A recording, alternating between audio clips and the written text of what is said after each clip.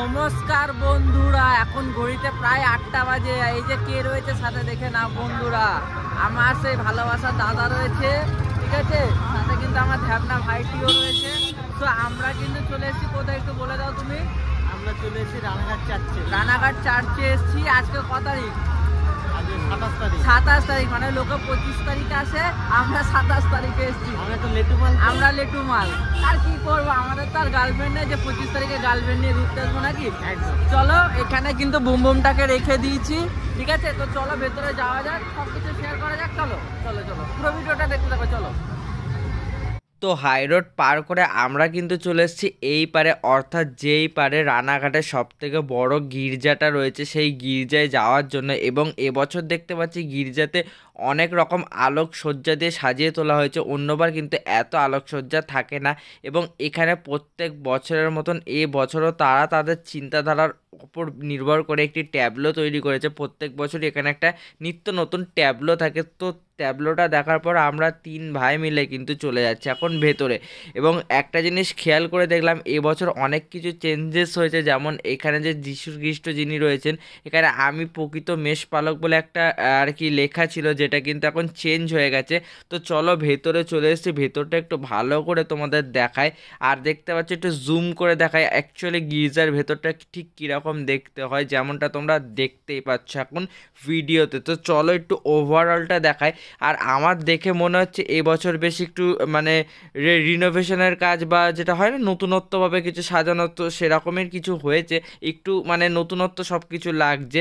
তো চলে আসলাম কিন্তু গির্জার পাশে। আর এখানে কিন্তু মাদার টেরেজার একটা মূর্তি রয়েছে এবং এখানে ক্রুশ থেকে পরিত্রাণ পাচ্ছে এবং আরও কিছু কিছু আর কি ছিল।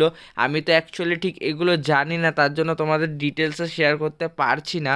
তো তারপর আমরা সবাই আবারও NH-12 ক্রস করে কিন্তু চলে আসছি এই পারে, অর্থাৎ যে পারে আর কি মেলাটা বসে 25শে ডিসেম্বরে। সেই মেলা, যে মেলাতে রানাঘাট ছাড়াও রানাঘাটের আশেপাশের অঞ্চলের বহুত লোক কিন্তু এই মেলাতে ঘুরতে আসে। তো আমিও চলে এসেছি এখন এই মেলাতে। আর দেখতে পাচ্ছ আশেপাশে বিভিন্ন রকম খেলনা সামগ্রীর দোকান রয়েছে। আর মেলা মানে কিন্তু মথুরা কেক থাকবে না এটা অসম্ভব ব্যাপার। তো এখানেও কিন্তু একটা মথুরা কেকের কাউন্টার রয়েছে। আচ্ছা কৌশিকদা, মেলায় তো এসছি, জগাও এসছে আমাদের সাথে। হ্যাঁ, তাহলে জগা আজকে আমাদের কি খাওয়াবে?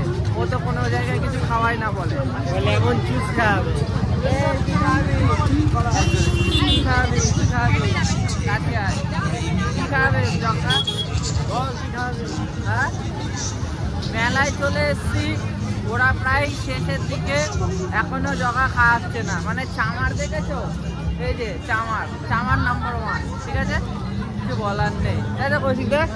কিছু বলার আছে না? চলো আর কি। এই যে আরেকটা ব্লগার বন্ধু কিন্তু এটা রয়েছে, ব্লগ বানাচ্ছে, দেখতে পাচ্ছ চারিদিকে ব্লগার, আমার ব্লগার বন্ধুরা। মানে তা কৌশিক দা জগা মথুরা কেক খাচ্ছে? হ্যাঁ খাওয়াচ্ছে, তাহলে শেষ অবস্থায়।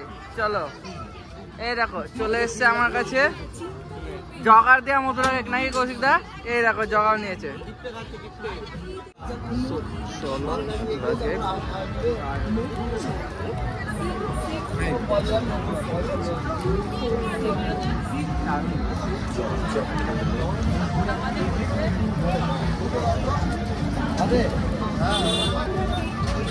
কেমন খেতে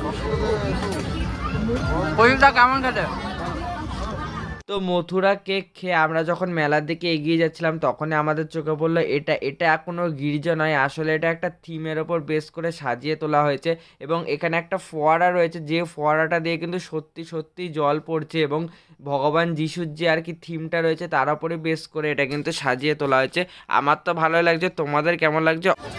জগা ভাবছে গার্লফ্রেন্ডের জন্য কি কিনে দেবে, অনেকক্ষণ ধরে দেখছে কৌশিক দা, কিন্তু বুঝতে পারছে না। একদম দেখ, মেয়েদের স্বর্গের দোকানের সামনে নিয়ে চলে এসছে জগা, ঠিক আছে। আমরা কিন্তু একটু আগে দেখেছি ফোনে গল্প করতে, তাই তো? একদম গার্লফ্রেন্ড হয় না সব মেয়ে, তার মানে তুই মেয়েবাজি করিস? তোর মানে মেয়েবাজি করিস যে মেয়ে গার্লফ্রেন্ড হয় না, তো কার সাথে তো গল্প করছিলিস, তাই না কৌশিক দা? তার মানে তো ওটাই দাঁড়াচ্ছে। সত্যি দাদা হয়ে জীবনে কি করলাম আমি, তাই তো কৌশিক দা? চলো চলো এইদিকে যাই। যাই হোক, তো তারপর আমরা কিন্তু আরও এগিয়ে যাচ্ছিলাম, যেতে যেতে এখানে একটা ছোট্ট ছোট্ট গাছের দোকান চোখে পড়লো। তারপরে কিন্তু আর একটা থিম দেখতে পেলাম, ওই থিমটা দেখেই কিন্তু আবারও এগিয়ে যেতে আর একটা আমাদের থিম চোখে পড়লো। সো আমরা তো থিমগুলো দেখে আমাদের বেশ ভালোই লাগছে, তোমাদের কেমন লাগছে অবশ্যই কমেন্ট করে জানিও। আর ভিডিওটা ভালো লাগলে কিন্তু অবশ্যই একটা লাইক করে একটা শেয়ার করে দিও। ধন্যবাদ বন্ধুরা।